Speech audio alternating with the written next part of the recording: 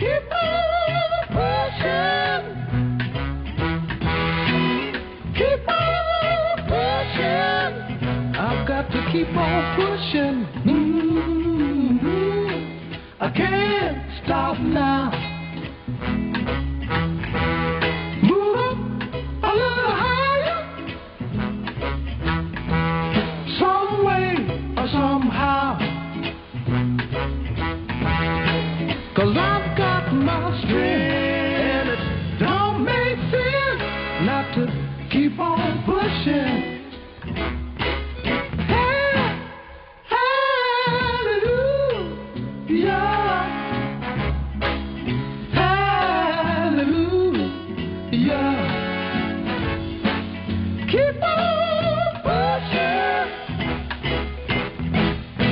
Now maybe someday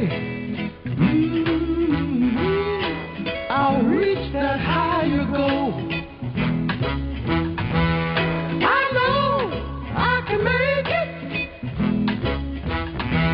with just a little bit of soul. 'Cause I've got my strength, and it don't make sense not to keep on pushing. Now look yonder. What's that I see?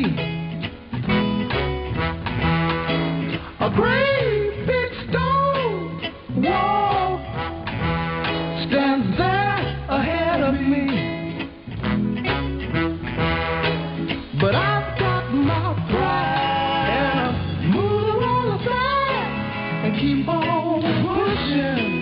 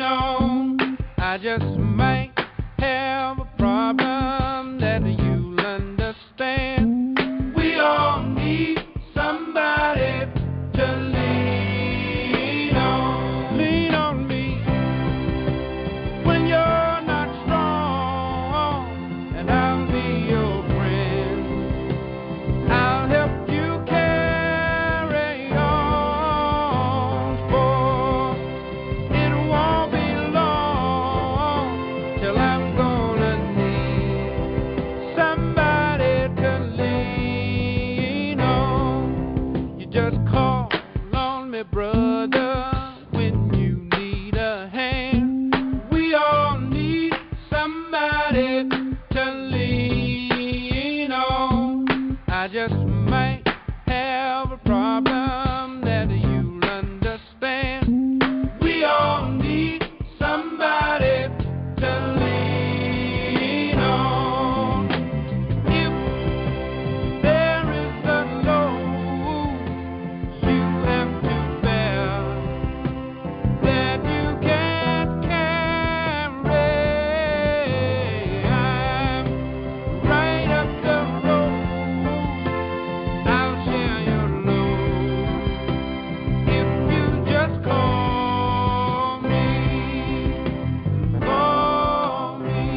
If you need a friend, call me.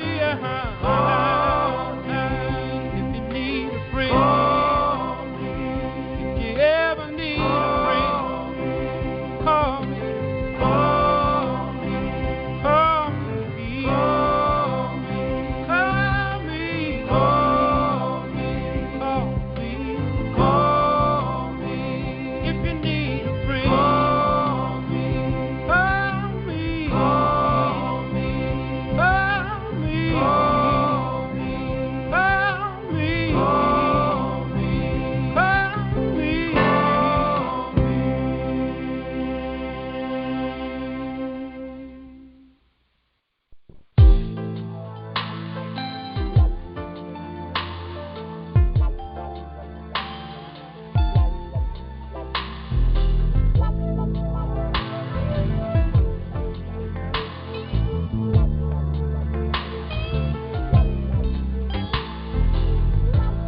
Darkness no longer, a child is born. Mother shed tears of joy as baby kissed his lungs. But daddy's not there where he ought to be. Somewhere in Georgia, skinning and shooting craps on his knees. Another victim born out here in the hood. And based on statistics, it really ain't all good. Welfare takes the tab, and daddy can't sign, and it can't be seen. The family becomes a crime. The hunt is on, and brother, you're the prey. Serving time in jail, it just ain't the way. I'm living so hard, babe, that my hair's gray. We got to make a change. It's a brand new day. A new world order, a brand new day. It's a new day. Change of mind for the human race. It's a new world order, a brand new day. A change of mind for the human race. Operation in flux, and it's on the way. We just marched 1 million plus the other day. Look, we all witnessed the swift rolling down Miss Liberty's head. She knows the sleeping giant is no longer sleeping dead. Oh, what a fulfillment of prophecy. Let us teach the children freedom's never been free. It's okay to cry, go ahead and cry. 'Cause Jesus wept, but hope and faith he kept. It's a new day. World order, a brand new day. It's a change of mind for the human race. It's a new world order, a brand new day. It's a change of mind for the human race. The die has been cast, and there's no need to fear. 'Cause people, the answer to your prayers are here. Sister Mary, don't you weep. Tell mother not to moan. We need the love, and that is coming home. There's no need to worry. The times dictate a plan. Mother Earth's given birth to a brand new man. Sister, I know you're misunderstood, but hold on to your man. 'Cause the future looks good. It's a new day. A new world order, a brand new day. It's a new change of mind for the human race. It's a new world order, a brand new day. It's a change of mind for the human race. Beware of the lies and false prophecy. We are many with eyes, but don't all really see. You must be merciful, my friend, to obtain the same. So if you break the chain, don't pass the blame. We should say unto all, and I'll say it again, it's not just to win. Shake a hand, make a friend. We who are pure at heart somehow might see there's still light in the world. Come rejoice with me. It's a new day. A new world order, a brand new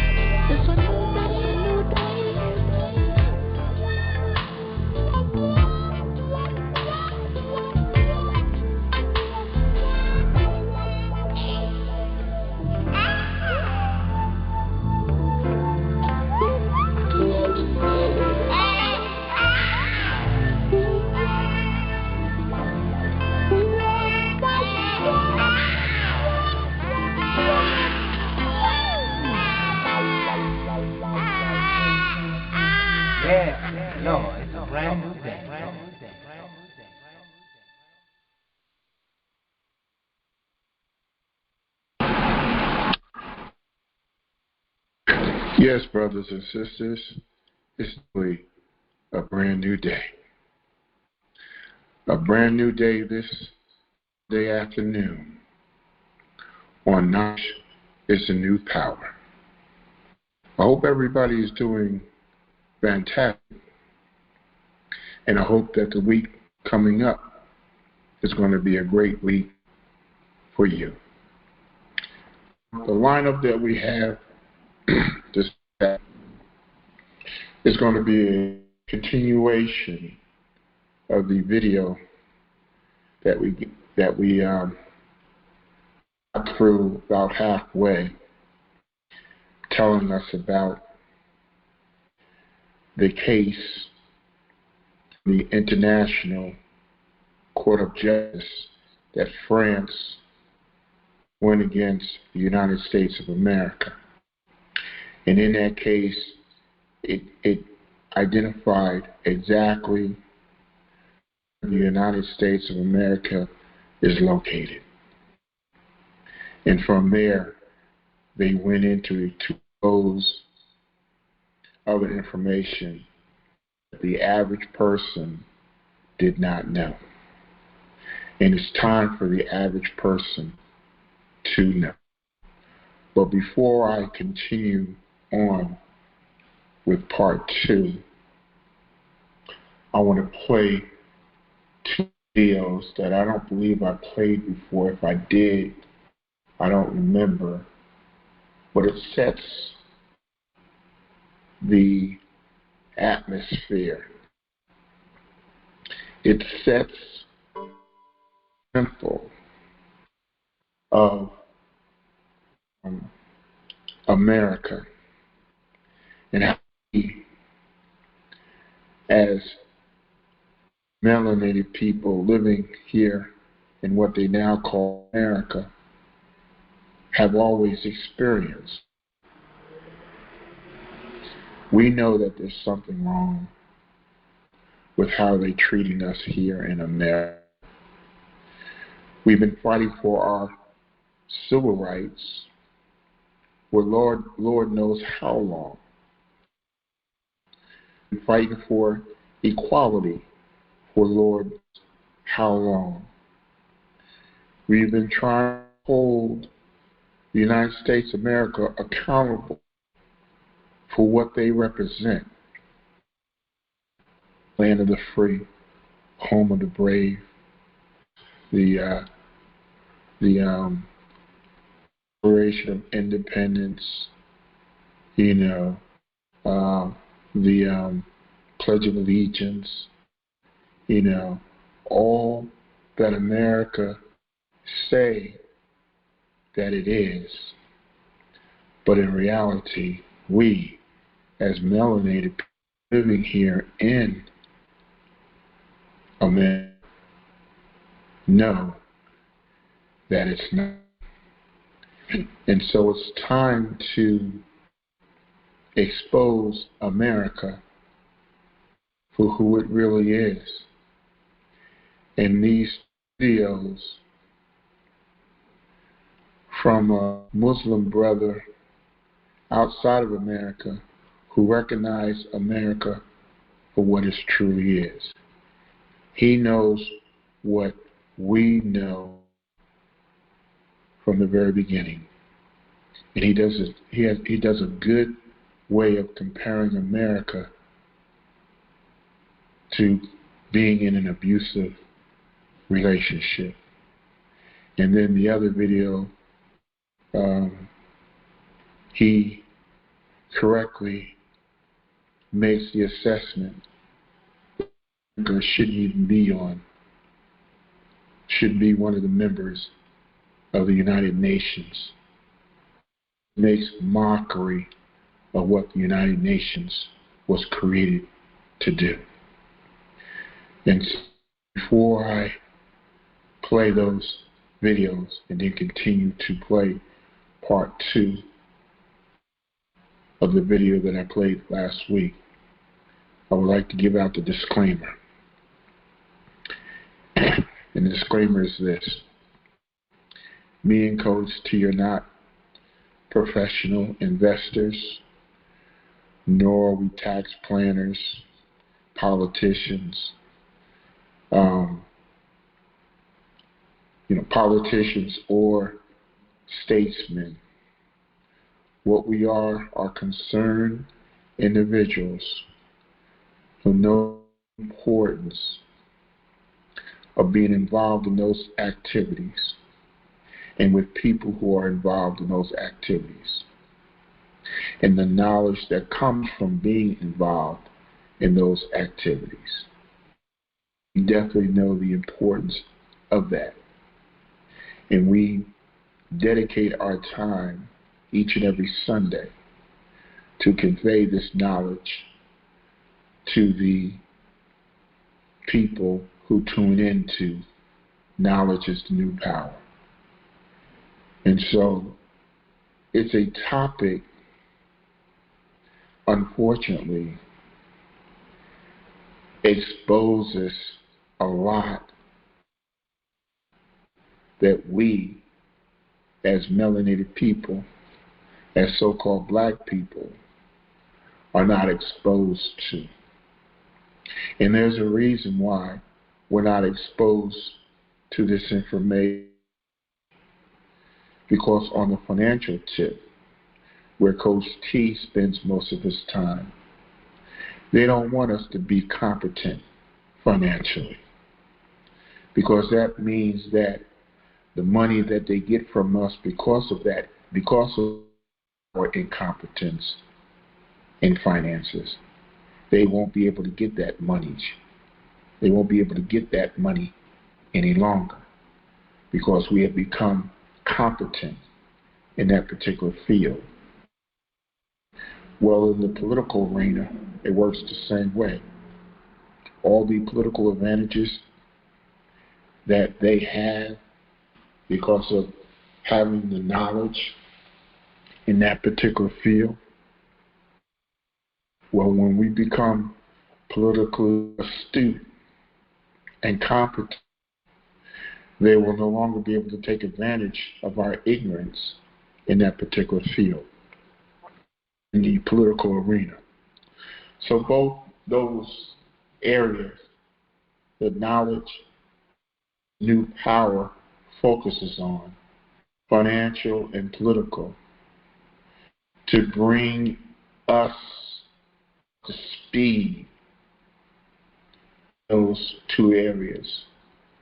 So those who take advantage of us being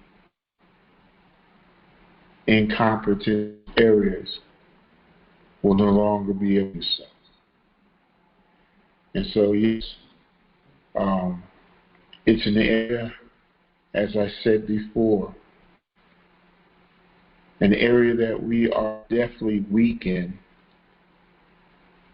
based on our behavior and based on our performance in those, or should I say, lack of performance in those areas. And so initially, we've been programmed to spend time on everything but those areas. And that's by design. And so it's time for us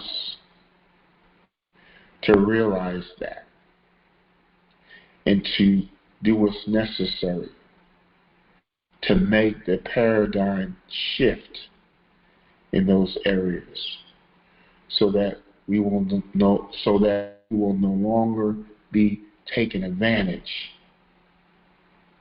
of our ignorance in those areas. So that means that we must change, brothers and sisters. And there lies the challenge. Do we have the ability to change? That's really the question. Because you got folks, unfortunately, who are taking advantage of our ability to not be able to change. They hope that we never become able to change in those areas. Because it means that they will continue to be in advantage because of our lack of ability to change those areas. And see, I got to be totally honest with you, brothers and sisters. The powers to be have programmed us to behave in that manner so that we will do everything and anything in other areas that has nothing to do with empowering us in those areas. And we think that behavior is normal. Or those of us who may not have information, or who may not think that behavior is normal, they think that behavior is not normal. But it's not enough to know that it's not normal. And they have the motivation to change that behavior that they know is not normal. It's sort of like knowing that if you continue to smoke, smoking leads to cancer. And people now know that, but you still see people smoke. Well, that's the same scenario I feel about in those areas that I'm talking about. You know you need to get better in those areas, but you are so caught in that habit of not getting better that you can't get that bad habit. And so there we are, brothers and sisters, understanding where we at and doing what's necessary to change that in which we're at. And so let me go ahead and play these videos so that we can go ahead and continue on with the program. You remember that movie, What's Love Got to Do with It? About the singer Tina Turner and her abusive relationship with her husband and manager, Ike Turner. Well, America is Ike Turner, and the rest of the world is Tina, especially the global South.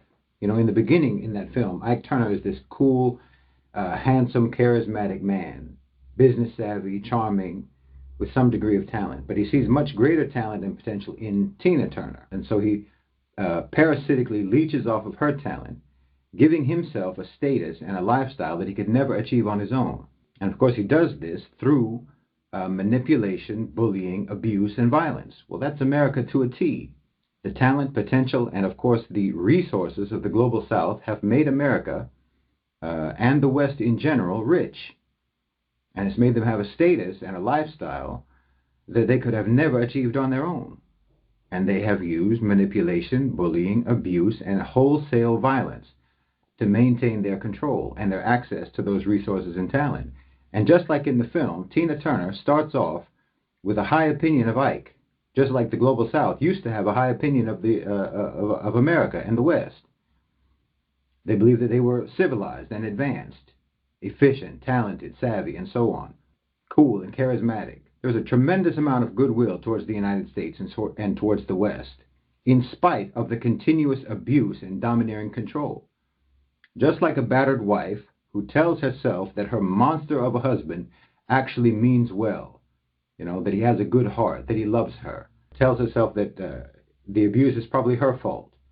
It's because of her own shortcomings and her own failures. She brought it upon herself. And of course she tells herself that he will change. And he tells her that too. Well, the global South has been telling themselves this for decades, all of this. Because again, just like in an abusive relationship, America knows how to say the right things. They know how to play with our emotions, how to push our buttons, how to manipulate their way out of accountability for battering, abusing, and terrorizing everyone in the world. But again, just like in the film, how Tina Turner eventually gets fed up and recognizes and acknowledges what a monster Ike actually is, then she leaves him. And that's what the Global South is doing right now. We are witnessing and living through that divorce. And just like it was for her, and just like it is for any abused wife escaping an abusive husband, it's a dangerous thing to do. But the fear is gone. And once the fear is gone, the power is gone, the mystique is gone. Because everyone is realizing that the mystique actually only continued to have any influence because it was backed by the threat of violence. We were convincing ourselves that the brutality of the West, of the United States, was out of character. But finally, the whole world can see that no, it isn't out of character. Brutality is their defining characteristic. Now no one sees any charm. No one sees any sophistication. No one sees any charisma. All the hype has evaporated, and everyone can see what they really are. It's an undeveloped, dysfunctional society, a narcissistic society that is insecure, dependent, needy, pathologically deceitful, jealous, and immature. Anything and everything that was ever appealing or attractive has wasted away. And when they try to use the same lines that worked in the beginning, and they try to use the same bullying tactics that worked in the beginning, after everyone can see what they really are, well, it's just pathetic. You know, America has become a twitching alcoholic who can barely mumble a coherent sentence. Now, they still have their hangers-on, their entourage of countries that sniff the vapors of the West's glory days. Just like how in a divorce, you know, there's the friends of the couple get split up between the spouses. And those people still talk to each other like they're still on top. But when America tries to throw their weight around, there's a distinct and palpable sense that they're reminiscing, because everyone knows it's over. Like, for example, when America tries to gaslight and manipulate the world into thinking that China is going to attack Taiwan. You know, this only works when you can keep people completely shut off from the outside world. The same way, again, that an abusive husband tries to control who his wife can speak to because he wants to ensure that he is her only source of information about the world. That's the only way he can protect his lies. Once she gets away from him and she starts talking to other people, she realizes that he had painted a completely different picture that bears no resemblance to reality, just as a control tactic. Well, America might well believe that China will attack Taiwan, because attacking is the only thing that they understand. Because again, all of the even semi-decent qualities that they used to have evaporated, like diplomacy, negotiation, you know, soft power, and so on. So now nothing is left in their minds but violence. But China doesn't operate like that. Nobody operates like that. For everyone else in the world, besides America and besides the Zionists that America supports, war and violence are genuinely the last resort, not the first reflex. And you won't hear anyone talking about a Chinese invasion of Taiwan except America and Americans. Nobody in the region believes that for a second. No one poses a military threat to Taiwan except America. If anything violent happens in the region, everyone is going to know who the perpetrator is. It will be Ike. It will be America, like it always is. Like I've said before, they've lost the Global South. And they're even losing many of their own people because, yes, they are abusive and bullying towards their own citizens. And while many of their citizens may still suffer from essentially battered wife syndrome, and they still believe everything that the government and the mainstream media tells them, there is an increasing number of people who have woken up. And one of the main causes of their awakening has been Gaza. And I believe that you would see a lot of support among Americans for invoking Article 6 against the United States and having America expelled from the United Nations. Because America has used the values and principles to manipulate people, but many people sincerely hold those values and principles. And they feel ashamed and angry and betrayed by their own country, and with good reason. Many people are deciding that their affiliation and their loyalty is to those values and principles and not to a country and to a government that blatantly and persistently violates those values and principles. So there are many people in the United States and across the West who feel in their hearts that they identify with the Global South. And they feel solidarity with the global South. And they feel solidarity with the Palestinians. More than any hollow, shallow, unjustifiable sense of nostalgic patriotism. They're realizing that any sort of patriotism constitutes love for a country that doesn't exist, that never existed. A theoretical country, a theoretical society, but not one that ever actually existed in practice. And holding on to their love for that theoretical society makes them love any society or any country or any people who genuinely are dedicated to those sorts of values and principles in practice that America only ever talked about in theory. It's just, again, like an abusive wife who continues to love the concept of the man who she thought her husband was, but realized that her husband is not that man. So she still hopes that such a man might exist, or that someone at least trying to be such a man exists, and she moves on. And many Americans and many Westerners are moving on. And they're looking for anyone in the world who actually lives by the values that America claims to live by but doesn't. And yes, obviously, this is a big part of why so many people are coming to Islam, because they're leaving the counterfeit for the real thing.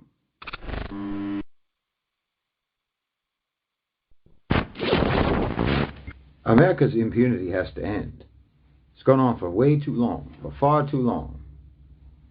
It's warped the thinking of not only their own people, but to some extent even our own thinking. I mean, imagine that we've normalized, this has become normal for us, the wholesale slaughter of 20,000 innocent people, families, 12,000 children and babies massacred in their homes. And it's somehow controversial to condemn that. Controversial to say it's a war crime, to say that it's genocidal. And I mean, condemn it explicitly, not just say some obfuscating platitude like, we condemn the killing of innocents on both sides. No, if you can't say directly and frankly and explicitly, Israel, specifically by name, Israel is committing crimes against humanity in the Gaza Strip. Israel is behaving savagely. Israel is behaving with wanton violence.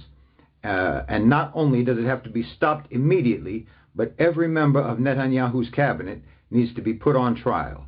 If you can't say that obvious fact, if you can't see that obvious fact, well, I don't know what kind of a human being you are. The United States, subhanallah, has made a complete malicious mockery of even the concept of international law, of human rights. They've made a mockery of even the concept of peace and stability and security. Well, I don't think that any American official should even be allowed to use any of those terms. The moment any of those American officials, any of those U.S. politicians use these words, they devalue the meaning. It's like Iblis saying ittaqillah. It's like a wolf purring like a kitten. And this has inflicted cognitive dissonance on everyone in the world, on all of us. It's a cognitive dissonance. You know, the entire Middle East right now, all of the Arab states, Iran, everyone is right now, at this moment, frantically engaged in diplomacy and negotiations. To do what? To try to prevent the United States from escalating the violence. To try to prevent the United States from unleashing war across the whole region. Do you understand what that means? Do you understand that that's what's happening? Everyone in the region, and even outside of the region, is busy trying to keep the region safe from American violence. Because what's happening in Gaza is nothing but American violence. And the neocons in Washington still want to spread that violence to Iran. They want to spread that violence to Lebanon. They want to spread it to Yemen. They want to set the whole region on fire. Well, that's what happens. That's what happens when you allow a brutal, vicious, psychopathic country to be treated like it's normal. You know, when you treat the United States as if it's a civilized actor on the global stage after everything that they've done, when literally they're the only ones who have kept the Palestinian conflict going for the last 50 years. It would have been resolved by now. They're the ones who are threatening the Middle East right now with violence and war and escalation. That's them. No one's doing it but them. So when they say peace, we know, everyone in the world knows, when they say peace, what they mean is acquiescence. They mean capitulation. They mean domination without resistance, or with any resistance, any and all resistance, completely annihilated. And no one's calling them out for that. No one ever calls them out for that. They just treat it like it's normal. And it's gone on for far too long. We've normalized American savagery, American bullying, American violence, American belligerence. And we just treat it as if it's something that we all have to accept, that it's just a fact of nature. I mean, think about this. All of the countries in the Middle East, all of the BRICS nations, Russia and China, all of them are struggling to bring peace to the region, stability to the region. And who is opposing them in that? Who is actually opposing them in bringing peace and stability? Well, it's the United States. At this point, being opposed to America is synonymous with being opposed to war. Being opposed to the United States means the same thing as being pro-peace, because you can't be pro-peace and pro-American at the same time. If the BRICS nations, which now includes Saudi Arabia, it includes Iran, the UAE, and Egypt, if those countries, if BRICS, succeed in isolating and decreasing American influence in the Middle East, which is what they're trying to do, if they succeed in that, then that's the only way that the region can ever actually achieve peace and stability and security. You have to get the United States out in order for there to be peace and stability and security anywhere in the world. You know, they call themselves, they think of themselves as the global policeman, but they're a global mass murderer. It's a country that acts in the world like a serial killer. Everywhere they go, they leave bodies. Everything they touch, they break. So, I mean, you tell me why the U.S. should be in the United Nations. Why the United Nations is an organization that should have been formed specifically to counter the United States. It's an insult to the whole planet to have America sitting in the UN, much less sitting on the Security Council. Imagine, the Security Council. The greatest threat to global security, and they dominate the Security Council. How can anyone take this organization seriously like that? This can't go on, and I don't think it will go on. Even the owners and controllers of global financialized capital are getting a divorce from the United States. You know, you've heard people talk about deglobalization. Well, that's what deglobalization actually means. It means global business de-anchoring themselves from America, because America is becoming a liability. And this trend of business moving away from America is part of the reason why the BRICS diplomacy and the Arab diplomacy is being backed in the Middle East. Global business doesn't want war with Iran. I mean, at most, all they want in that region and in that context is for there to be just enough tensions in the region to accelerate the deterioration and the disintegration of Europe. But nobody wants to see the region go up in flames, except Washington. This is why I'm saying it's time, it's past time for the United Nations to invoke Article 6 and expel the U.S. from the United Nations. It's a violent, warmongering country, and the rest of the world doesn't have to go along with it anymore. The rest of the world doesn't have to pretend that this is normal, that everyone is supposed to just hold their tongue and be fine with the murder, the massacre of 20,000 innocent people over the course of just 3 months. They don't need to tiptoe around American brutality for fear of offending them as if they have any right to do what they're doing. The whole global South, the whole Muslim world, Russia and China, and all of the BRICS nations are politically and economically trying to talk down a madman with a gun, and that madman is the United States. Well, you and I both know that the United States has never treated the UN as if they're just a member of the UN. They never dealt with the UN like they're just one from among all of the other countries in the world, just one from among all the countries on earth. The United Nations, as long as the U.S. is in there, is just like a meeting room where all of the countries in the world go to get their orders from the boss. like workers, like employees, and they don't even have collective bargaining power, because this pillar of democracy, this great democratic beacon of the world, will shut them down and render them completely powerless and voiceless if the United States doesn't like what they're saying. If this great pillar of democracy doesn't like what they're saying, they'll shut them down. They even make a mockery of the name United Nations, because it doesn't matter how united the nations of the world may be. While they've been united for the last 50 years on the issue of Palestine, and it didn't matter, the U.S. will overrule them every time. So no, it's not the United Nations. The United Nations, so-called, is just a platform for American exceptionalism and rejectionism. And as long as the United Nations allows this and does not invoke Article 6 and expel the United States, well, I think that every country in the world is just participating in some sort of ritual humiliation and doing nothing but offer tribute to the very country that consistently and insistently does all of the crimes that the UN was created supposedly to prevent from being done. It's like a court where the criminal who's supposed to be on trial sits in the judge's bench. It's as if the victims are in the court being sentenced by the one who victimized them. This should deeply offend anyone's basic moral sense. It offends every principle that the United Nations claims to stand for. And I think it's an unpardonable offense for every nation and for every people on earth.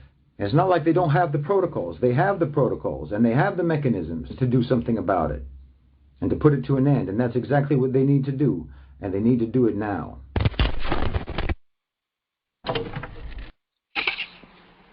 Wow. That individual said a mouthful. But I must say that he was right on point. See, when you really look at what the United States of America is doing and has done, not only to us as the melanated people here in what they call America, but even the world has recognized what they're doing to the people of the world. See, we as so-called black people, Negroes, colored, Americans, Indians, Moorish Americans, whatever name that they have given us, that the name is not important. It identifies a people that evidently don't know who they are, because if they did, they wouldn't subject themselves to all those different names. But that's not the point I'm making is that we as those people should know firsthand what the United States of America is about. And we can't be how can I say, what's the word I'm trying to say? We can't be fooled. We can't be tricked into believing something that we've been in this predicament for so long. We know the United States of America. We know what they have done to us, our ancestors, and we have also known what they've done across the world. What better people to know this than the people who live right here in the belly of the beast? We of all people know what America is and what America is capable of being. You see? The world is catching up to the knowledge that we already had as far as America is concerned. We know America. Now, The question is, are we going to act on that we know about America?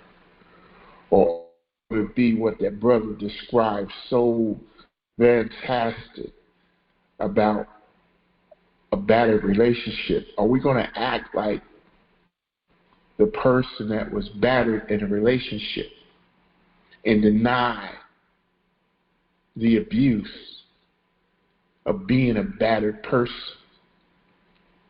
See, I don't want to be that person, and I don't want to be around those people who have turned into that type of person. That's why me and others are positioning ourselves to file an equivalent class action suit against the United States of America for all of its past, present atrocities that they have committed against us, brothers and sisters. It's time. It's time. The world is sick and tired of the policies that the United States of America has. We are sick and tired of it. You know that we are sick and tired of being blatantly abused for non-criminal offenses, like a simple traffic violation that turns into a death sentence because the people on the other end of that gun just shot you because they thought their life was in fear. They were in fear of their life. But they are the ones who got the gun. That's crazy. But that's the type of policies that are there that they're hiding behind. And this is what that person is talking about, as far as the United States of America. They're making a mockery out of the justice systems because we know there's no justice. That's why there's no peace. Know this. And so now it's time, brothers and sisters, to take the knowledge that we know of about the United States of America and go through the video that was created specifically for that type of behavior and bring it to the United Nations and let the International Court of Justice adjudicate the case. That's where we're at, brothers and sisters. Thank God, wow, that's where we're at. And others, myself, are sick and tired of being sick and tired. Just like the individual that you just heard, he's sick and tired of the States BS. And that's exactly what it is, BS. And it's time for them to call on that BS. And so now that we're going to hear the second half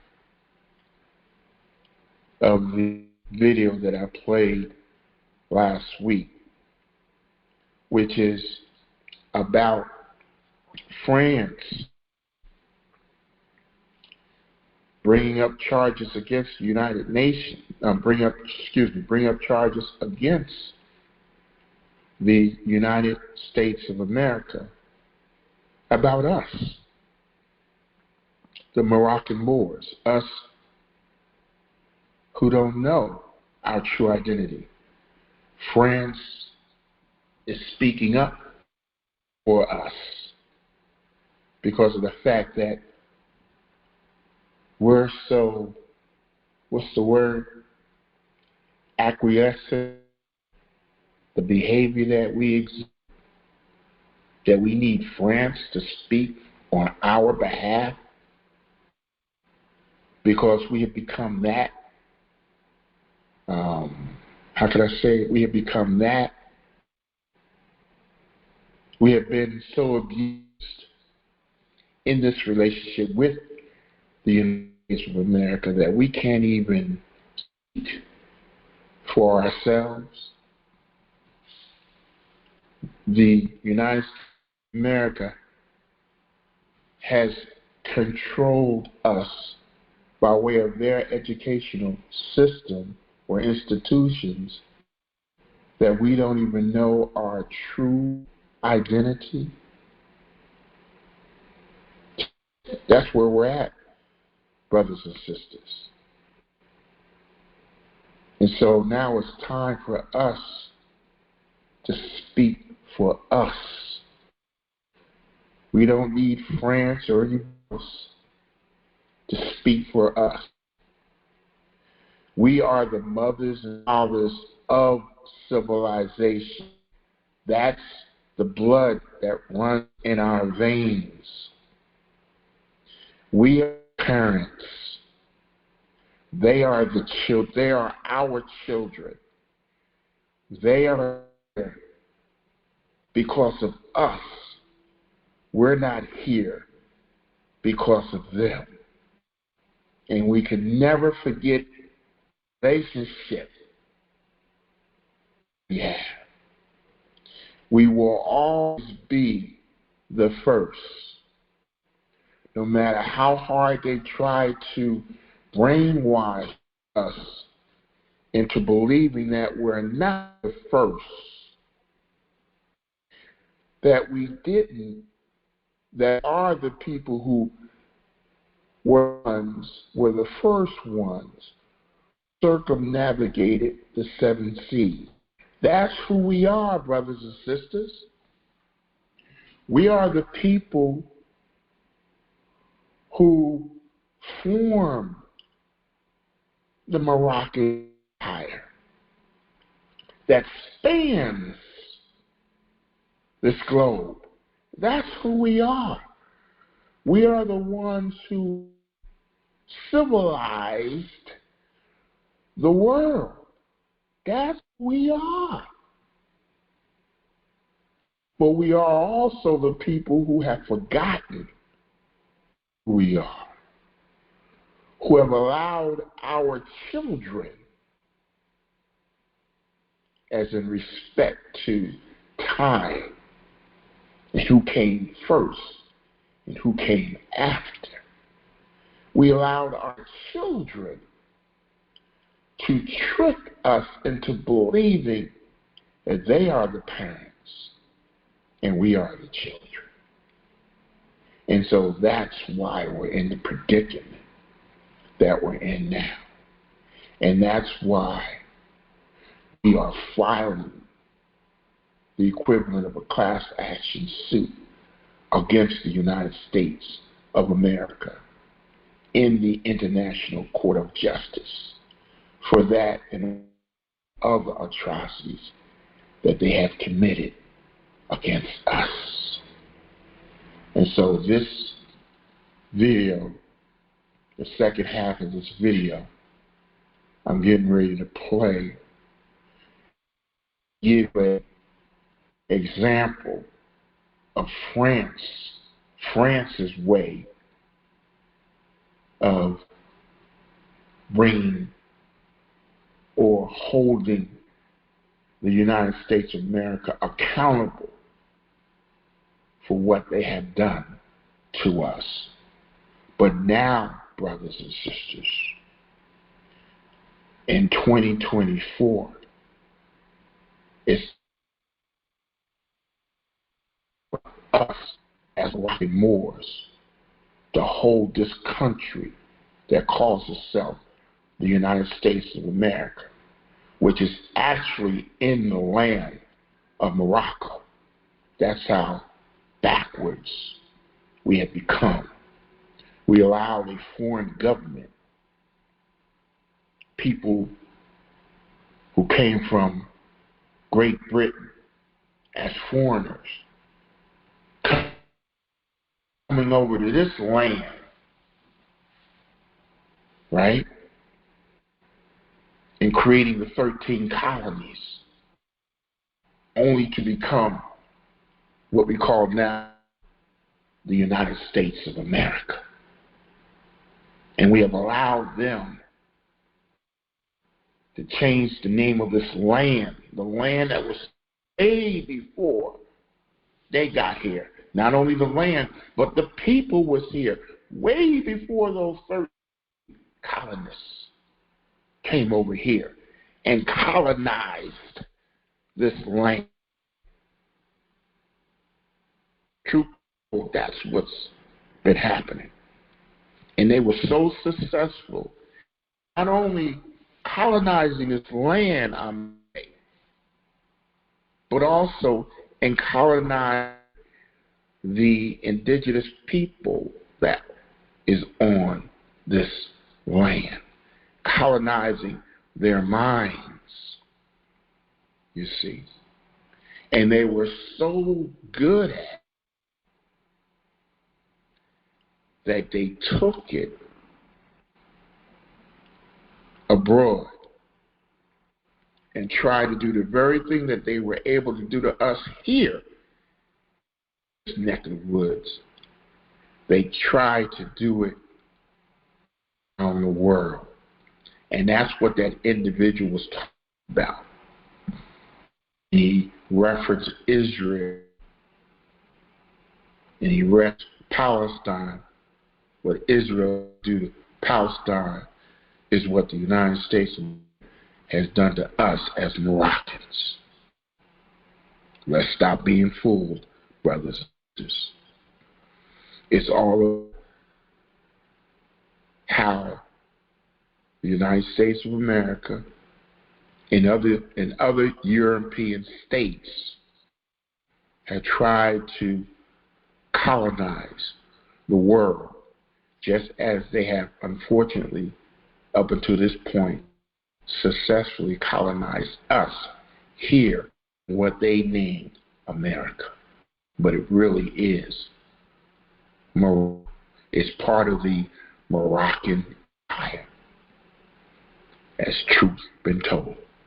But we've been so washed, brothers and sisters, so abused as indigenous people, to believe their lies, all that it is, lies that we have accepted as truth. That's what's been happening to us. And that's why we've been catching hell ever since. Because we've been living their lies. But now, thank God Allah for some of us who have truly awoken from this madness and are doing what France has done on our behalf. We don't need France to do things on our behalf. We have woken up to the point where we can do it for ourselves. And this is the other half of part 2 that I'm playing. That it might be over some of you guys' heads because you just don't know international law. You don't know Morocco. You don't know treaties. You don't know about extraterritorial jurisdiction. What does it mean? Extraterritorial jurisdiction. What does jurisdiction mean? How do we become naturalized Americans in the United States of America jurisdiction into their three forms or three branch government called the legislative, executive, and judicial branches of government. How we left our three branches of government of the Moroccan Empire, and how we are now, those of us who are awoke now, to fill those vacant seats, those vacant Moroccan seats, so that we empower ourselves in, become the Moroccan Moors that we have always been, that they feared that we will become. And that's why they have brainwashed us, some of us, to think the way that we think, so that we would never,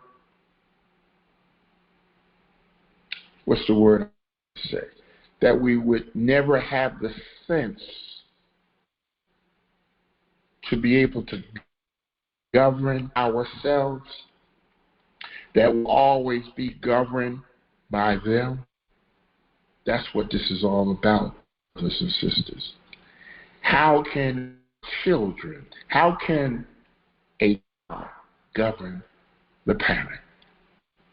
That's how backwards we have become. And I don't mean to offend anybody, brothers and sisters. I really don't. And I share this information with love. We do. But that is the reality of our situation. And it's time for us to make our paradigm shift. It really is, brothers and sisters. Because if not now, then when? If not being able to awaken from this nightmare now, when did we awaken from this nightmare? You know? Do we pass on this to the next generation like it was passed on to us? You see? When do we make a stand and make what was wrong right for us? Because the whole world is waiting on us, brothers and sisters. Just like we were first to be colonized. Yes, we were the first to be colonized by those from Great Britain. Right? Truth be told, truly understand or comprehend what has happened. That's exactly what has happened. The people that created that formed the 13 countries eventually became politically powerful to colonize the very people that helped them to become a state, to become the United States of America. That ain't crazy. I don't know what is. But it is what it is, brothers and sisters. And this is what we must change. So let me go ahead and cue up this video. Bear with me because I'm going to attempt to play it where we left off last Sunday. So, might be a little tricky in doing so. Bear with me in my attempt to do so. Let's see. Let me find it first. Let's see, where is it at? Okay, there we go. All right. Here we go, brothers and sisters. Here we go. Rockin'! But you run around saying, yeah, I'm Aboriginal. What the hell does that mean? This is sad when I think about what we've done as Moors for decades, run around here tomorrow. Yeah, I'm Aboriginals. What the hell does that mean? You got to understand why I'm pausing right here. Why am I pausing? Because we're displaying our ignorance as a people when we say, yeah, I'm Aboriginal. You know, the world looks at you and say, you don't realize that's an adjective. That's not a noun, sir. A noun is a nationality. People are named after the land, and the land is named after the people. Show me a landmass called indigenous. No state called indigenous. Show me a landmass that's called aboriginal. There's no state called aboriginal. There's no state called autochthonous. You got to understand, we've had our ignorance on display for years. We ain't ever been taught properly. Never. It's like saying native. Native what? You got to understand what's happening. The foolishness that we've been taught as a people. You must finish the sentence. I'm an Aboriginal, then state the nationality. And it ain't Moorish American, because Moorish American is an adjective. Yeah, I'm an Aboriginal Moorish American, so you're an adjective. I'm an indigenous Moorish American, so you're an adjective. I'm an autochthonous Moorish American, so you're an adjective. When are you ever going to call out the dang on now? This is sad.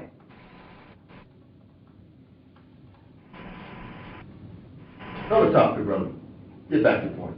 Start at the top. Very top. United States. The United States submission in this regard reads as follows. 4. Under the regime of extraterritorial jurisdiction now exercised by the United States in Morocco, United States citizens are not subject in principle to the application of Moroccan laws. Such laws become applicable to the United States citizens only if they are submitted to the prior assent of the United States government and if this government agrees to make them applicable to its citizens. The Dair of December 30, 1948, not having been submitted to the prior assent of the United States government, cannot be made applicable to the United States citizens. The claim that Moroccan laws are not binding on the United States nationals unless assented to by the government of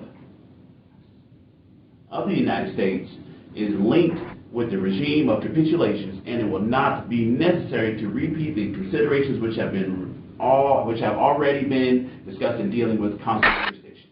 All right, so from the top, this is the ICJ talking, this is the judges talking, right? So keep in mind, the United States is claiming what? What are they admitting right here, Moors? They're admitting right here that the United States is exercising, right? They're exercising, right, extraterritorial jurisdiction. They said what? Now? They're now exercising extraterritorial jurisdiction. You see that? Extra jurisdiction. Why would they need to practice extra jurisdiction if they thought they already had jurisdiction? Why do they need something extra? You know why it's extra? Because the United States of America is located where? In Morocco. It's two separate jurisdictions. It's American jurisdiction and Moroccan jurisdiction. So when they want extra jurisdiction, that means they're reaching their hand into the jurisdiction of Morocco, because all the Moors are still Moroccans by blood pedigree. But they got jurisdiction over Moors under what's called personal jurisdiction. So in the personal jurisdiction, the Moors are in the personal jurisdiction, so the United States of America is exercising extraterritorial jurisdiction over the territory of Morocco to pull Moors back into the jurisdiction of the United States. Two separate jurisdictions.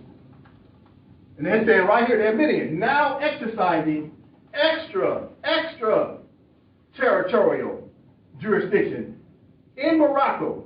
Right? So the United States is exercising extraterritorial jurisdiction in Morocco. You see that? They're admitting it. This was 1952. You see? So if the Moors were Americans, America would be saying it. They know the Moors are what? Moroccans. That's what makes it extra. You see? So continuing, now right here at the bottom, last sentence, They claim that Moroccan laws are not binding on United States nationals unless prior consented to, right? Prior consented to by the government of the United States is linked with the regime of capitulation. And it will not be necessary to repeat the considerations which have already been discussed in dealing with consular jurisdiction. Why is the ICJ talking like that? Why are they saying we don't need to talk about this again about consular jurisdiction? Why not? Because in the above stated paragraph in class 130,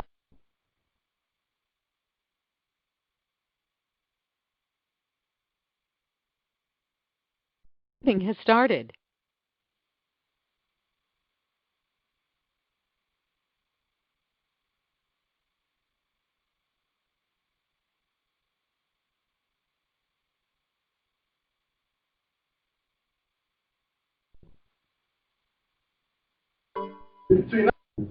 France failed to already. You gotta stop doing this to ourselves. If the Moorish American could prove that it's a civic organization can be based on custom, usage, or practice, it is unnecessary to repeat the reasons which have been given for rejecting custom, usage, and practice as a basis for extended consular jurisdiction, and which are largely applicable to the right of assent. It is, however, of the system of consular jurisdiction. The consular courts applied their own law, and they were not bound in any way by Moroccan law or Moroccan legislation. Before a consular court could give effect to a Moroccan law, it was necessary for the foreign power concerned to provide for its adoption as a law binding on the consul in his judicial capacity. It was the usual practice to do this by embodying it either in the legislation of the foreign state or in ministerial or consular decrees of that state issued in pursuance of delegated powers. The foreign state could have this done, or it could refuse to provide for the enforcement of the law. There was a right of assent only to the extent that the intervention of the consular court was necessary to secure the effective enforcement of a Moroccan law as against the foreign nationals. All right, so right here in this particular argument, the United States is trying to say, well, only really the consular court to the consular court laws, right, the laws of the court, is when the United States said Moroccan laws are binding against them, only through the court. Because all courts have their own laws, right? They got their own statutes, their own rules of court. But the United States saying domestically, all the Moors got to get the United States permission in order to enforce Moroccan domestic laws against them. You got to catch what's happening, okay? Now watch this. In the absence of any treaty provisions dealing with this matter, it has been contended that a right of assent can be based on custom, usage, or practice. It is unnecessary to repeat the reasons which have been given for rejecting custom, usage, and practice as a basis for extended consular jurisdiction, and which are largely applicable to the right of assent. Paul, so right there, the ICJ is telling the United States you're losing on this legal argument again. Because the United States is saying Moroccan laws are only applicable to the United States as long as the United States first gives permission. But the United States said, well, why would we have to get permission when we're already practicing extraterritorial jurisdiction? These Moors don't have jurisdiction to even talk about Moroccan law. You see what's happening in the United States? Well, why are we even talking about Moroccan law? Because these Moors are all Americans now. They ain't Moroccan. However, if these Moors start talking about Moroccan law, well, they got to get our permission first. You see what's happening? But yet the United States can put their names on all these treaties, already consenting and acquiescing to the Moroccan treaties. And within the Moroccan treaties, it talks about Moroccan law and regulations. The word regulations is in the Moroccan treaties that the United States already signed. But you see, they just throwing stuff up against the wall to see what sticks. You see, they had nothing to lose. You got to understand the United States going into this case. They had nothing to lose. Right? But they wanted to see what the World Court would say about this case. Right? Okay. From the top. In the absence of any treaty provisions dealing with this matter, it has been contended that a right of assent can be based on custom, usage, or practice. It is unnecessary to repeat the reasons which have been given for rejecting custom, usage, and practice as a basis for extended consular jurisdiction, and which are largely applicable to the right of assent. Paul. So therefore, the right of assent, right, has already been rejected by the ICJ because they said it's connected to the custom, usage, and practice of the United States exercising an extraterritorial jurisdiction because they thought the Moors came under the treaty right of the United States. The United States thought they had a right to keep the Moors naturalized. So therefore, the ICJ is already saying in this case, right here in this subsection, well, you know that prior legal argument you had? Well, we already dismissed that. So since that's linked, right, what you're saying about prior permission, that's linked back to what we already rejected. So your legal argument about is Moroccan law applicable to you? Yes, it is, because we already rejected, right, the fact that you don't have a right to hold these Moors as Americans forever. When these Moors wake up and they start to adhere to their treaty rights, they can enforce Moroccan law and Moroccan treaties and Moroccan regulations. You see what's happening? So you got to understand why the ICJ is rejecting this off the top saying, this is already rejected, right? We've already rejected. See the word rejected? That's a powerful word, right? Rejected. So the United States is already losing, and we're barely getting started with the reading of this. They're already losing, you see? So how is the United, if it's being rejected already, how is the, let's talk about the year 2024. How is it the Moors are still coming under the criminal and civil jurisdiction of the United States? It's called acquiescence, isn't it? We've delayed our own justice because we don't know our nationality. That's what you got to catch. The ICJ already rejected the United States in 1952. Why don't the Moors know this? Okay, let's continue. It is, however, necessary to point out that the very large number of instances in which Moroccan laws were referred to the United States authorities can readily be explained as a convenient way of ensuring their incorporation in ministerial decrees binding upon the consular courts.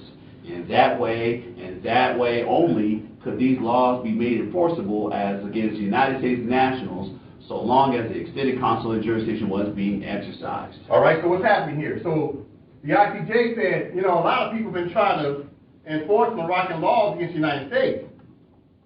Why is it the United States hasn't been abiding by Moroccan laws? Because the Moors wasn't sitting in the consular court. ICJ said in order to enforce treaties and Moroccan laws and Moroccan regulations, the only way to secure that, to have a guarantee, is through the consular court. The consular court is supposed to have who's sitting in the chairs? Moors. But there was no Moors sitting in the chairs.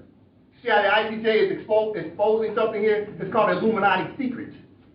You need Moors in order to enforce consular court against the United States of America. Right? So take it from the top. In the absence, right, in the absence of any treaty provisions dealing with this matter, it has been contended that a right of assent can be based on custom, usage, or practice. It is unnecessary to repeat the reasons which have been given for rejecting custom, usage, and practice as a basis for extended consular jurisdiction, and which are largely applicable to the right of assent. It is, however, necessary to point out that the very large number of instances in which Moroccan laws were referred to the United States authorities can readily be explained as a convenient way of ensuring their incorporation in ministerial decrees. What's ministerial decrees? Rulings from the court, binding upon the consular court. So the ICJ said the only way to ensure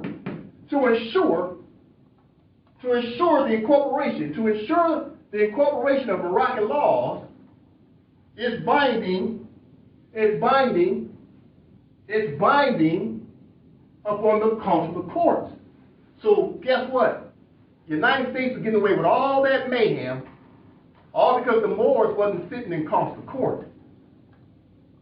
But the ICJ said the only way for the world to cure itself of the United States is for consular courts to have rulings over the United States to enforce both the Moroccan treaties and Moroccan law, both of them.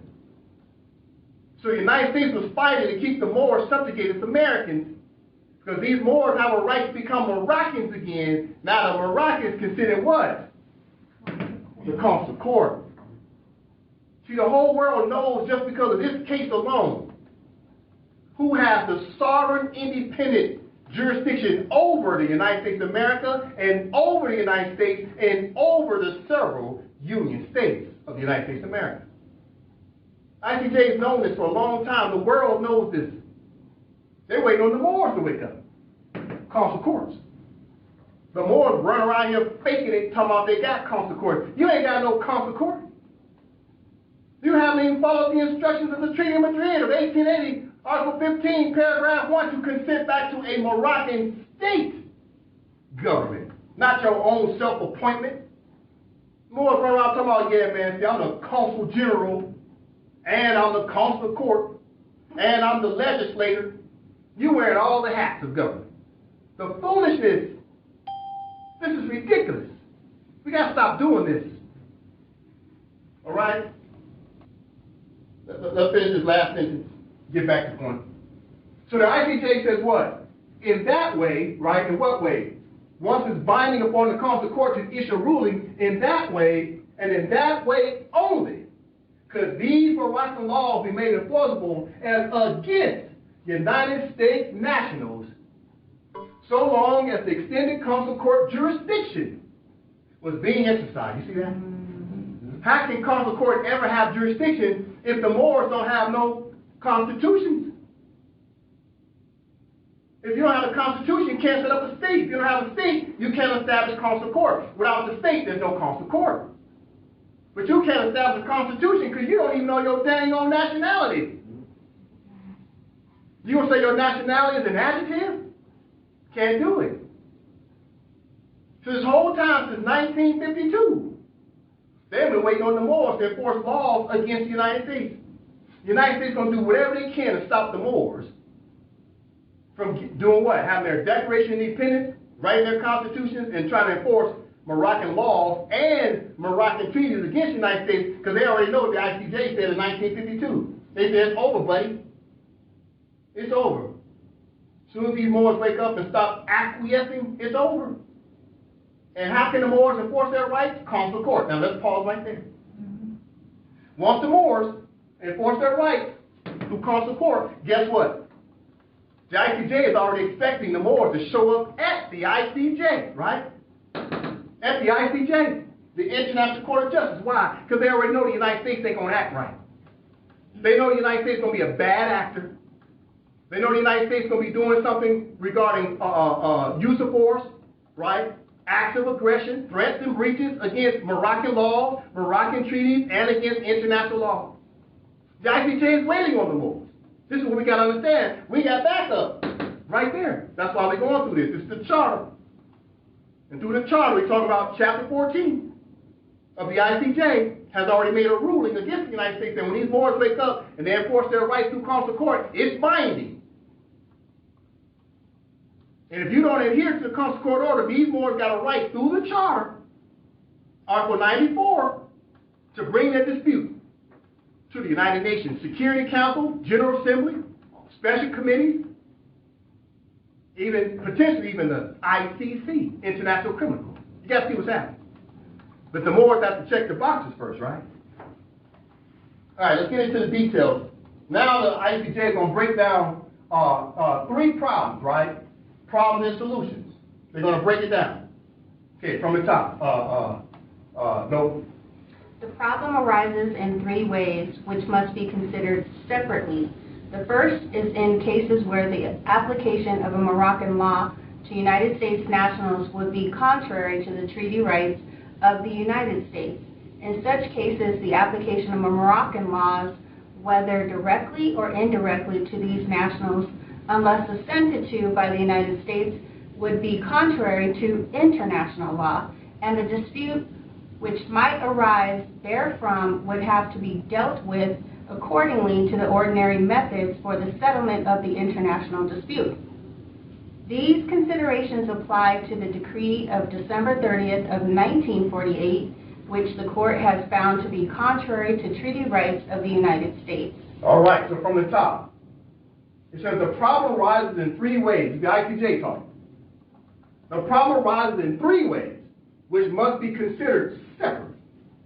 The first is in cases where the application of Moroccan law to the United States nationals will be contrary to the treaty rights of the United States. You see that right there? So if the Moors enact Moroccan laws, domestic Moroccan laws, they pass a bill into law, they turn around saying it's applicable against the Americans. If that Moroccan law violates the treaties of the United States, then that Moroccan law becomes what? Null and void. It's not binding against the United States nationals if the Moroccans, the Moors, pass laws that violate the treaties of the Americans. In other words, if Moors enact a Moroccan law that violates Moroccan law, which is the treaty itself. If we do something, let's say, to pass a law that violates the human rights of the Americans, then the Americans don't have to abide by that Moroccan law that the Moors wrote. It's a violation of the treaties, or it's a violation of international law. Then we have to get the express permission from the United States in that moment if they're going to abide by it. But as long as we write laws, pass bills into law that are within the bounds of the treaties and within the bounds of international law, the United States all those laws will be binding against the United States. You got to understand what's happening. So the ICJ is trying to tell the United States, okay, when these Moors wake up, here's the deal. They got to pass laws that fit within the parameters of the treaties, that's A. And B, these Moors, when they wake up, they got to write Moroccan domestic laws that works within the boundaries of what? International law as well. You see, this is why they're talking about international law, right? Right here it says, would be, right, if we wrote laws, if we wrote Moroccan laws that would be contrary to international law. You see that the United States will have a legal argument not to have to adhere to the Moors' domestic Moroccan laws. You got to catch what I'm saying? Right. So we can't do nothing to violate the treaties, and we can't do nothing to violate international law. All of our laws must be up, on the up and up. Can't violate international law or treaties. I'm being redundant for a reason. As the Moors start to write laws, y'all start thinking about how y'all can get some revenge and some get back on the United States of America. It ain't going to happen. The United States of America got treaty rights. Think about that for a second. The United States of America's got treaty rights, Moorish treaty rights. And they got international law backing them up as well. The Moors got what? Moroccan laws and Moroccan treaty rights, and they got international law backing them up as well. So both parties are protected by the treaties and international law. That's what we got to understand. Let's continue. All right. Second, right? The second way in which the problem arises is in cases in which the cooperation of the consular courts is required in order to enforce the Moroccan legislation. In such cases, regardless of whether the application of the legislation would contravene treaty rights, the assent of the United States would be essential to its enforcement by the consular courts. Pause. Okay. From the top. The second way, right? The second way, the ICJ is talking, the second way in which the problem arises is in cases in which the cooperation of consular courts is required. So now consular court got to get involved because there's a dispute between Americans and Moroccans, right? So now the cooperation of consular court is required in order to enforce the Moroccan legislation. See that? Who enforces Moroccan legislation? Consular court. You see? It continues to read, in such cases, regardless of whether the application of legislation will contravene treaty rights, the assent of the United States would be essential to its enforcement by the consular courts. You see, let's read it again from the top. The second way in which the problem arises is in cases in which the cooperation of the consular courts is required in order to enforce Moroccan legislation. In such cases, regardless of whether the application of the legislation will contravene treaty rights, the assent of the United States would be essential to its enforcement by the consular courts. You see that? So consular court has to enforce Moroccan laws. But if the consular court sets forth a ruling that violates the United States' rights, the United States still has a right to do what? To try to appeal it or take it to who? The ICJ. You see? So you're going to find out the United States only has two choices. Accept the ruling from consular court or turn around and try to appeal it or take it to the ICJ and say the Consular Court submitted a ruling that the United States of America rejects, you see. All right, let's go on to the third way. The third way in which the problem arises is in cases where the application to United States nationals, otherwise than by enforcement through the consular courts, of Moroccan laws which do not violate any treaty rights of the United States is in question. In such cases, the assent of the United States authorities is not required. All right, from the third way in which the problem arises is in cases where the applications to the United States nationals, otherwise than by enforcement through the consular courts of Moroccan laws which do not violate any treaty rights of the United States is in question.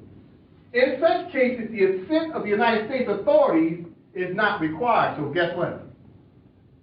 As long as we are abiding by the treaties and our Moroccan laws does not infringe against the United States rights, then the question, right?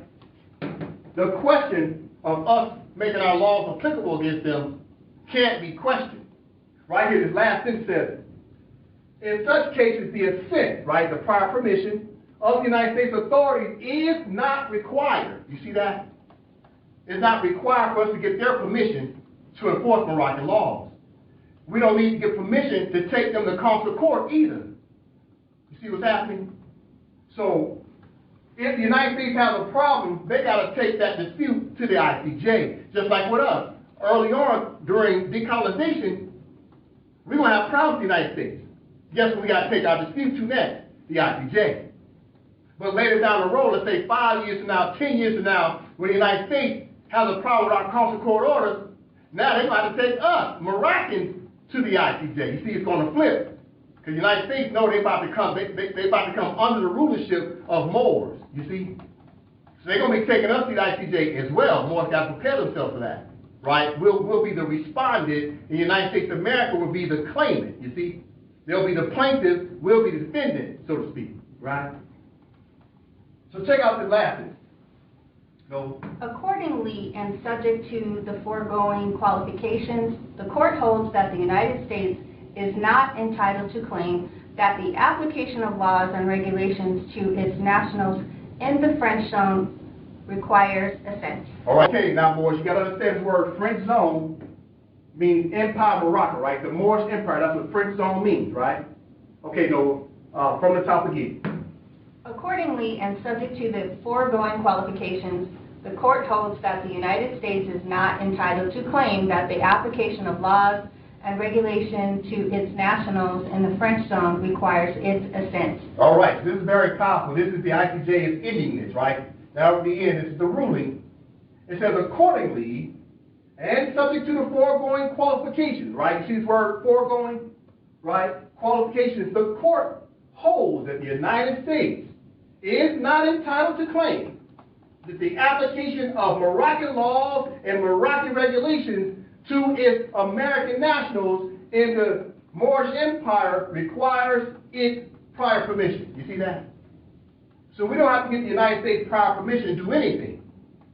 What's a law? Okay, we're talking about what? Regulations, right? Laws and regulations. What's a regulation? Such as the Moors, right, filling out an application, right, to do what? Renounce the citizenship of the United States. That's a regulation, right? It's a form, right? It's a form we're filling out. What's another form? When you pledge your allegiance back to the Moroccan state, that's also fall under what? Another what? Regulation.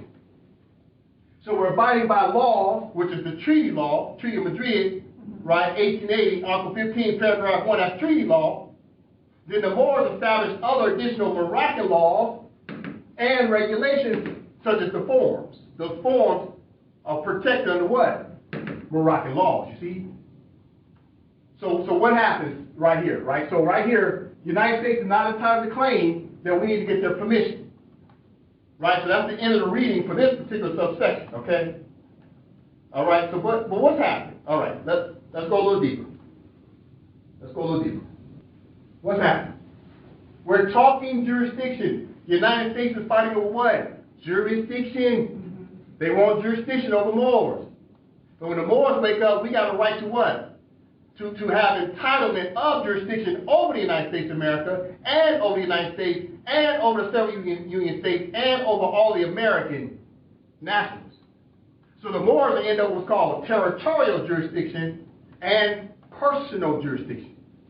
The Moors end up with territorial jurisdiction because we are the rulers of the Empire of Morocco. And we'll have personal jurisdiction over who? Americans. You see what's happening? This is why the United States is fighting to keep the Moors subjugated. They don't want Americans to come under Moorish rule, you see.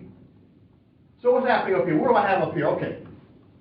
This is a little bit of an insight on what's happening, right?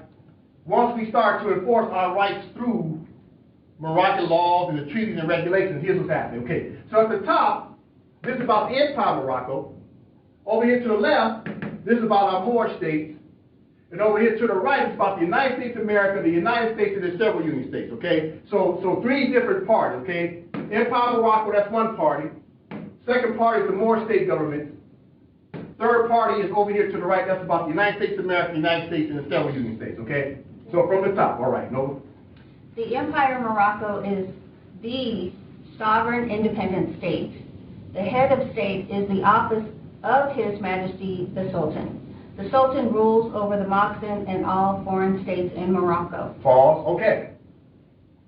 So the parent state, right, the parent, in red, the parent state, the external parent state, the original jurisdiction, the original state, right, is the empire. The Empire of Morocco is the sovereign independent state, right? The head of that state, of the empire, is the office of His Majesty the Sultan. The Sultan rules over the Moxen, which is the Moorish government, and the Sultan rules over all foreign states in Morocco. You see that? So what's a foreign state in Morocco? Okay, right here. The United States of America is a foreign state in Morocco. You see that? The Sultan will have jurisdiction over the United States of America, right? Because that's the original state. The sovereign independent state is Morocco, but it's an empire, right? Okay, over here to the left, it says geographical superior jurisdiction. Now we're talking about local Moorish states, such as AMPAC as an example, right? So you have the empire, that's the state, then the empire recognizes all our individual Udi-populated territories, right? Such as AMPAC as an example. So AMPAC also has superior jurisdiction over all what? States.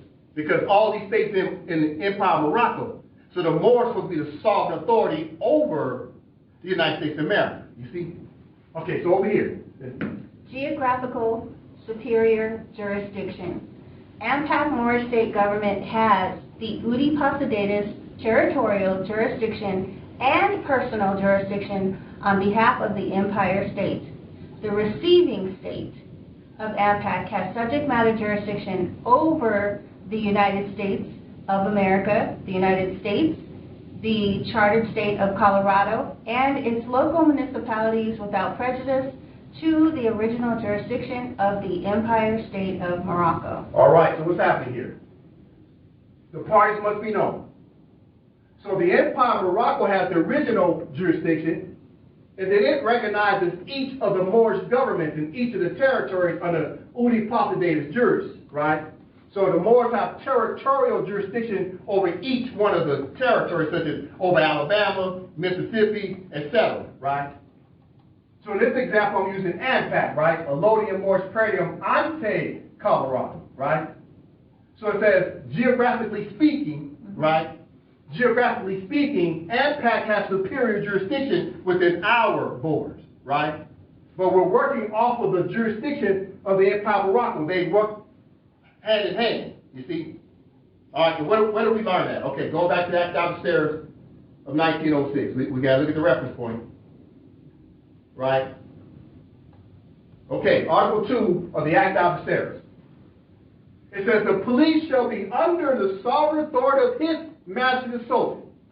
It shall be recruited by the Mahdi, the Moorish government, from the Moorish Mohammedans, commanded by the Moorish Kings, and distributed in the 8 ports open to commerce. So you got both the Sultan and the Mahdi with the Moorish government working together. That's Article 2. You see? So over here, on this example, you got what? The Sultan, right? You got the Sultan and the Moorish government working together, you see? So right here, in this paragraph, to the left, geographically speaking, the superior jurisdiction is about, in this example, ANPAC Moorish State government has the unipossessory territorial jurisdiction amongst our borders and personal jurisdiction on behalf of the Empire State. Right? See this right here? On behalf of. Let me increase it. Let me increase it. So ANPAC Moorish State government, right, derives its authority from who? The Empire State, right? So on behalf of the Empire State. So ANPAC Moorish State government derives its authority on behalf of the Empire State. You see that? Because our constitutions recognize the empire. You see? Then it continues to read. The receiving state, who's the receiving state? ANPAC. ANPAC, the Moorish state, so it's the receiving state of ANPAC, has subject matter jurisdiction over the United States of America, the United States, the charter state of Colorado, and its local municipalities without prejudice to the original jurisdiction of the Empire State of Morocco. What does that mean? What does this mean right here where it says, without prejudice to the original jurisdiction of the Empire State of Morocco? That means that ANPAC, right, ANPAC is recognizing the original jurisdiction of the Empire of Morocco. So going back up, the Empire of Morocco, right, where the Sultan is, there will be a consular court, right, for the Empire of Morocco. This is in red. There will be a consular court, a supreme consular court, where all the Moorish judges will sit to oversee the entire Empire of Morocco. But locally, there will be a handful of judges that oversee the territory, like ANPAC's example. ANPAC oversees Colorado, right? So the judges in this jurisdiction, ANPAC, already understand that if the United States of America wants to appeal a consular court order, the United States of America can appeal it to who? Back up to the Supreme Consular Court of the Empire. Because ANPAC is just a small territory. But yet we have another Supreme Consular Court that oversees the entire empire. You see that? So in this last sentence, you understand what's happening. So it says right here, without prejudice to the original jurisdiction of the Empire State of Morocco. So ANPAC is recognizing the original jurisdiction of the Empire State of Morocco. You see, so it's two different jurisdictions. Local, right, domestic, right, domestic, right, domestic, and then you got what? International. You see that? National, right, national to the left, and then what? International. You see that? That's what's happening, right? Okay, to the right. What do we have to the right? Okay, from the top. Geographical inferior jurisdiction. The dependency sending state, known as the United States of America, the United States Federal Corporation, the chartered state of Colorado, and its local municipalities come under the subject matter jurisdiction of the Empire State. ANPAC state government, Moroccan treaties, Moroccan laws, Moroccan regulations, competent consular court laws, and the customary norms of international law. All right, so that's self-evident, right? So talking about the geographically speaking, the inferior jurisdiction. Now we're talking about inferior jurisdiction. To the left, we're talking about what? Inferior. Right, superior jurisdiction, right? Geographically speaking, superior jurisdiction. Now we're talking geographically speaking, inferior jurisdiction, right? So it reads, the dependency sending state, right? Sending means the United States of America is here as a privileged status. They were sent from where? Great Britain. Now they have a privilege to stay here, right? So the dependency, because the United States of America depended to stay here, depending on who? Who's the original state? The United States of America depended on who? The sovereign, independent state of Morocco. So the United States of America is dependent upon the sovereign, independent state of Morocco. You see that? Because Morocco is a state as well, but it's an empire state, you see? So right here from the top again. Geographical inferior jurisdiction, the dependency sending state. So who's the dependency sending state? Would that be the United States of America? You see right here the case? The United States of America in Morocco, they're dependent upon Morocco. You see that? Mm-hmm. All right, from the top. The dependency sending state, known as the United States of America, the United States Federal Corporation, the chartered state of Colorado, and its local municipalities come under the subject matter jurisdiction of the Empire State, ANPAC State Gov, Moroccan treaties, Moroccan laws, Moroccan regulations, competent consular court laws, and the customary norms of international law. You see that? Mm-hmm. Now, why do we say that? Okay, we just finished reading about what the United States said in the case, or shall I say the ICJ, right? Right here, in the third contention, right? France versus United States of America, 1952, right? Page 203, mm-hmm. Right? 1, 2, second paragraph, page 203, second paragraph, about the third way, right? The third way in which the problem arises is in cases where the application to the United States national, otherwise than by enforcement through the consular courts of Moroccan laws, which do not violate any treaty rights of the United States is in question. In such cases, the assent of the United States authorities is not required. It's not required to enforce our law. So the last paragraph says, accordingly, and subject to the foregoing qualification, the court holds that the United States is not entitled to claim that the application of laws and regulations to its nationals in the French zone requires its assent. So we're enforcing what? Laws and regulations. Against who? United States. But it's also against who? United States of America. But the United States, it comprises of what? 50 plus chartered territories, you see? So therefore, you go back to the illustration. Over here, they're inferior, you see? They're inferior. This is the ICJ is telling them they're inferior because Moroccan laws are applicable to them. It's binding on them, right? So from the top, geographically speaking, inferior jurisdiction. Who has the inferior jurisdiction? Well, it says it right here, dependency sending state, known as the United States of America, the United States Federal Corporation, the chartered state of Colorado, and its local municipalities come under the subject matter jurisdiction of the Empire State, ANPAC State Gov, Moroccan treaties, Moroccan laws, Moroccan regulations, competent consular court laws, and the customary norms of international law. You see that? Mm-hmm.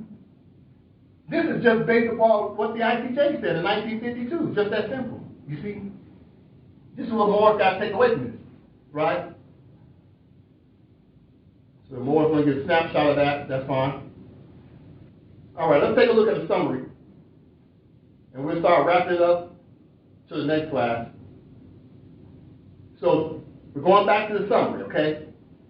As we start to close out, right? We talked about the summary. We just read over it. Now let's read over Section 5. What did the ICJ tell the United States of America in Section 5 in 1952? The summary. Okay, from the top.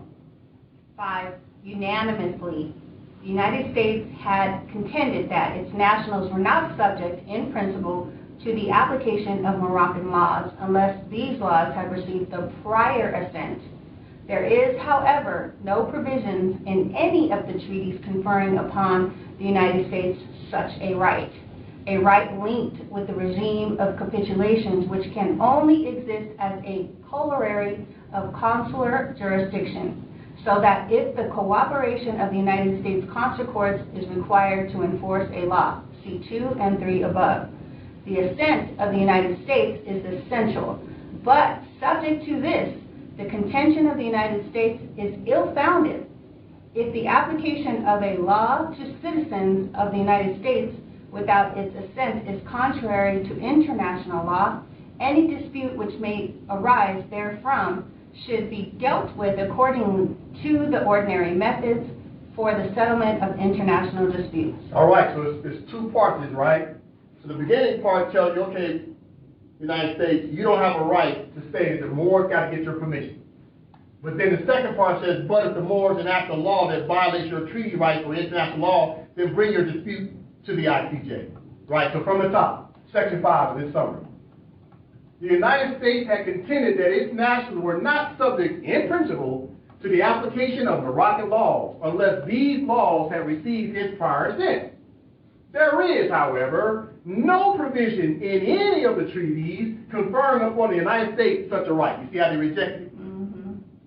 A right linked, there's that word again, a right linked with the regime of capitulations which can only exist as a corollary of consular jurisdiction, so that if the cooperation of the United States consular courts is required to enforce a law, see 2 and 3 above. So therefore, when they say see 2 and 3 above, that means go back. If these Moors still sleep, the United States gets to enforce their civil and criminal jurisdiction. However, when these Moors wake up, then the Moors don't need to get the permission, the assent of the United States to enforce Moroccan treaties, Moroccan laws, and Moroccan regulations against the United States. You see, it continues to read.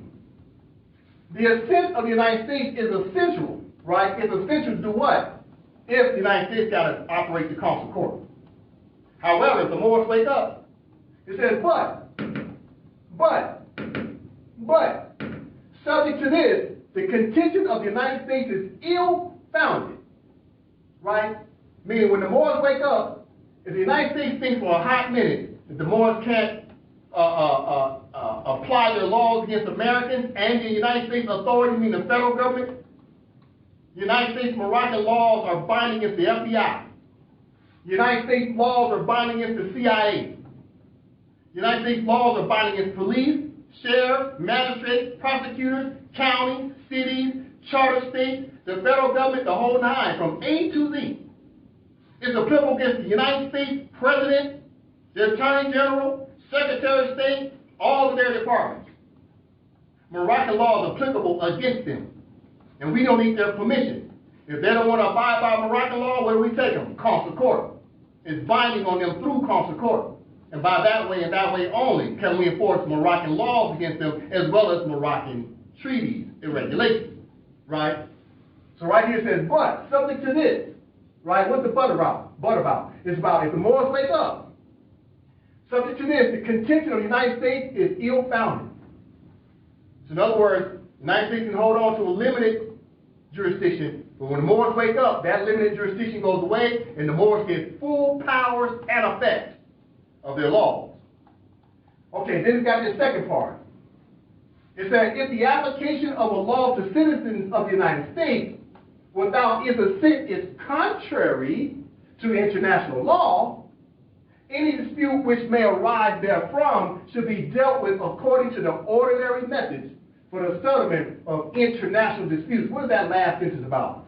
That's about the Charter of the United Nations, right? Article 33 that says you got to bring your contentious disputes to the ICJ. So if the United States don't like Moroccan laws and they don't like the rulings from the consular court, the only option they got left is to go where? To the ICJ. That's what the settlement, the method for the settlement of international disputes, that's Article 33 of the Charter. Talks about Pacific settlement of disputes, you see. So the ICJ has already told them, you're going to either abide by these Moroccan laws or you bring your dispute to the ICJ. Those are your only options. You see what's happening? That's what the Moors got to take away from this. All right, so what's happening? What do the Moors need as I start to close out? What do we need to get to this point? Well, we need a constitution. Right? That's the procedure. We got to follow the instructions. Right? What else? We need a Declaration of Independence. The two go hand in hand. Got the Constitution, Declaration of Independence, right? Check out this Declaration of Independence from AMPAC as an example. Nova from the top. Declaration of Independence. We, the Moroccan nationals of Alodia Moorish Praetium, Anti Colorado, hereby declare our independence from the United States of America.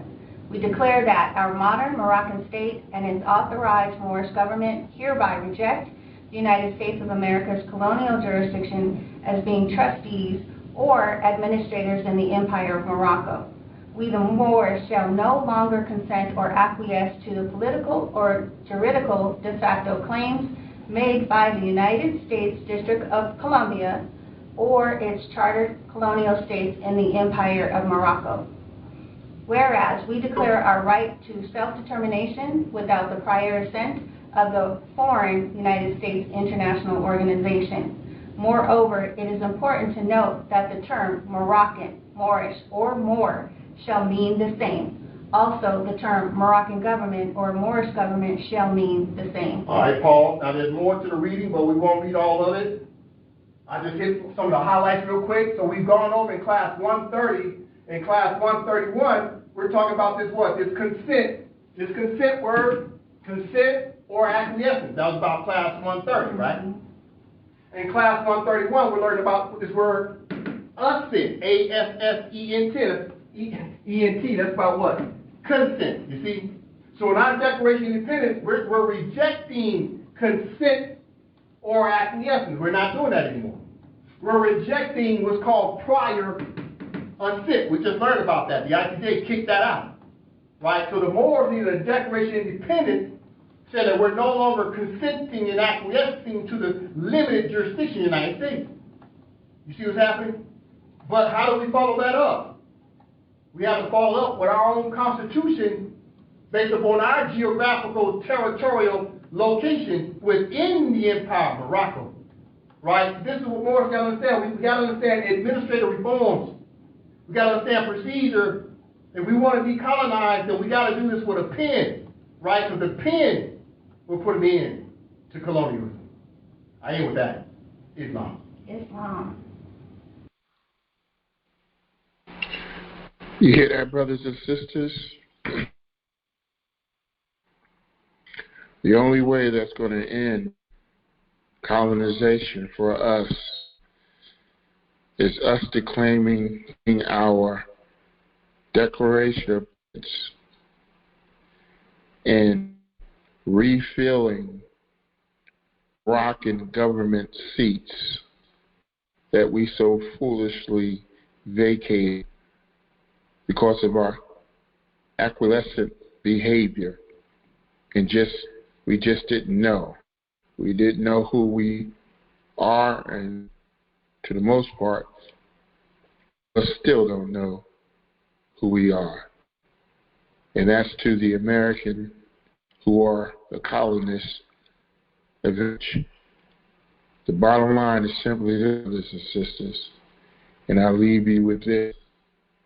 They have really did a good job on us mentally to believe what we believe today. And it's going to take us